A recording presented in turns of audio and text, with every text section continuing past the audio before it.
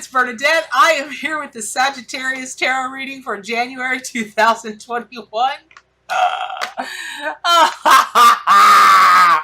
I'm just going to show you the card. It's the spider. It's the high priestess. Yes, just for you, Sagittarius. I'm laughing because, listen, the Sagittarius motto is I see. And I was married to a Sagittarius, and God love him. He is just, he's everything that you'd think a Sagittarian would be. He'll think lofty, deep, I see, and beyond the veil, and I'm concerned with not concerned, but I'm curious about the mysteries of life. And he'd do that for about 3.5 minutes, and he'd be like, let's go to the pool. Let's have a party. Give me a beer, right? So he could never stay at that place for too very long because, listen, Sagittarians, they are just a fiery, you guys are just a fiery element. And when you are on a mission, man, and you've got that bow all drawn back and you're focused on something, woo, you are a sight to behold. But you better get that shot off in about 24 seconds because if you don't care. You're on to the next party, the next thing. And 1 minute you're all worried about the world and you're going to go into the military and you're going to go into politics to save the world. And then you're next like, let's turn on Jimmy Buffett and go to the pool. So I just love you guys. I have loved every Sagittarian I have ever known. You're such a great counter to Scorpio. But here's why I laugh. Yes, I'm laughing at you, but not really at you. I'm laughing for you because listen, the high priestess is, in the traditional tarot, those tarot card, in tarot card meanings, the high priestess is about balance, right? She's about this really amazing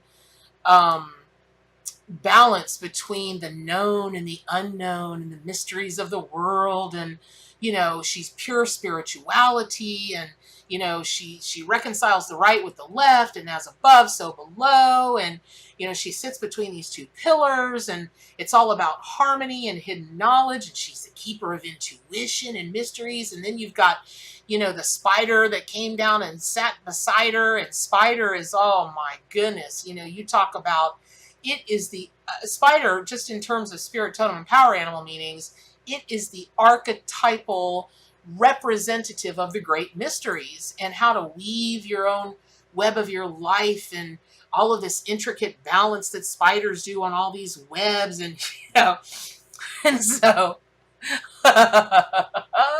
so I'm saying the word balance over and over and over again because I know it irks you guys. You just balance, right? It just, even the most enlightened, most awakened Sagittarians, they get to a place of like, I don't know, not really complacency, but like trying to balance. And they're just like, I need a fix. I got to get a party. I got to have some fun up in here. Right. So, listen, just have your 3 minutes of balance. Okay. Because here's the thing.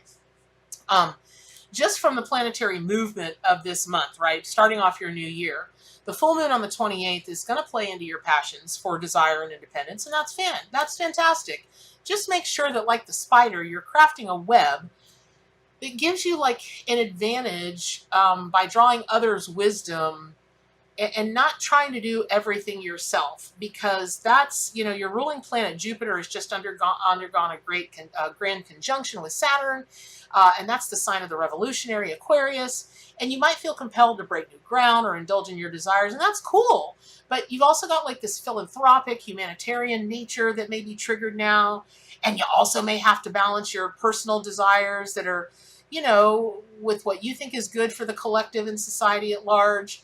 And so that's the spider whisper, right? That's the web you're going to weave. That's the high priestess. That's just the thing for this tarot reading for your zodiac sign, is that, you don't have to use the B word, the balance word.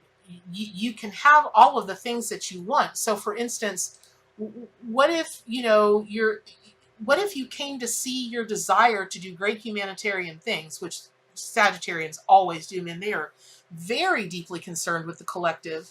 What if you like balanced that and you didn't see it like a responsibility or a very serious thing to do, but another kind of party where you can still drink your beer and you can still do whatever you want and run amok and be free, But do that, figure out something that you can do with that that is also very helpful. So for instance, maybe you throw, I don't know, a car wash, or you have a bake sale, or you have a party with your friends where you say, hey, listen, I'm throwing this party and there's a tip jar right over there. There's a donations jar and I'm throwing this party. Yeah, to throw a party, but I'm throwing it because I've become interested in helping, or I want to help, or whatever. And do something like that so that your big heart, your big heart, it can have all the things that it wants. It can have a focus, it can have something that it's aiming at, right? Which is to help this needy whatever. And you can throw a party and have a good time while everybody's tossing their money into this thing, whatever, container, golden chalice, box, whatever, right? Okay. And then you can feel again happy and joyous when you can take that beautiful gift to whatever the thing was that you were aiming at, that you had fun helping. See, it doesn't have to be unbalanced. It doesn't have to be one or the other. Because Sagittarians, sometimes y'all can remind me of Libras or Pisces or Gemini. Back and forth and back and forth. I'm like, oh, where's my Dramamine, right? So, and I don't say that to be judgy or make fun of you. I say it because every Sagittarian I've ever known, and again, I was married to like the hardcore Sagittarian. You guys just put yourself through unnecessary stuff. So you can still have the things that you want. You can be, and listen, you guys can only see the great mysteries of life for so long when it hurts your tender heart. You can see it as long as you can take it, and then you can turn your attention away from something else and go have some fun and wash the ick of the great mysteries of life off of you while you dive into the pool and saying, here, hold my beer, I'm going in.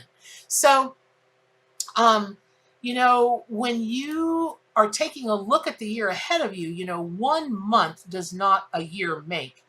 But let's be honest here. It's like, the East, the direction of the East, and it's like springtime. It's like all of the new beginnings of things. That has a lot of power. The moment of inception and conception, that is a great moment of power, which is what makes the first month of the year, the first days of the year, the last month of the year, the last days of the year. That's what makes them so uniquely powerful. It's beginnings and endings. It's death. It's rebirth. It's all of those things. And so, yes, you're passionate, and yes, you're carefree, but you're just so wise and intuitive under all of that. And this month is really spotlighting that part of your personality, right? And the thing about it is if you web this weave, whoo, Lordy, I need a break. I'm taking tomorrow off, y'all. If you weave your web consciously, this web can really sustain you throughout the year. Listen, Sagittarians are nothing except for their truth speakers, meaning they think they're saying the truth, and it may or it may not be, but dang, it's their truth, right? Okay, so, and they are not, Sagittarians do not tend to be people who are anything but blunt. They're just, they're like a 5-year-old. You look fat. Your breath smells. That's ugly. I hate that. That's who they are. And God love them. God love y'all. That's who you are. You're just not known for being subtle. Okay. And that's fine. However, that might be a challenge for you this month because Venus is transiting through your sign. And that's about love and romance and the heart and, all that stuff. And so really, it's going to be time to show those you value just how much you love them. And you're not really good at that. Your dreams and grandiose visions for showering your loved ones and the luxury with which you want to pamper them, you get so caught up in those dreams and you get so caught up in the vision that if for some reason you can't do it the way you have it in your head, you just don't do it at all. And that leaves your loved ones feeling very unloved because they are. Because that means you're more concerned with what you want, what you think things should be, than you are with your loved ones. And how that, before I get hate mail, let me explain what I mean. There comes a point when we want to do something for others, or we want to do something. whether they're romantic or whether it's a charity or people in need or animals in need or whatever, there comes a point where you've got to consider, if you are a month or weeks into this planning and it's just not coming together, or you wake up one day and go, I don't have the money, there's just not enough time, this is not realistic or whatever, and then you spend the rest of the time spinning about feeling badly that you can't do that, it might be time for you to take a step back and think, is what you want to do more important to you and your ego than it is about getting your loved one your love? You might want to think about that. That's a tough pill to swallow. Believe me, I know. And it's a tough pill to swallow. But if you don't take this month to consider that, step away from the dance floor, step away from the bar, step away from all of your plans and your dreams, these big things, because gosh knows you guys are big dreamers. And that is one of the most amazing things about you. I just love it.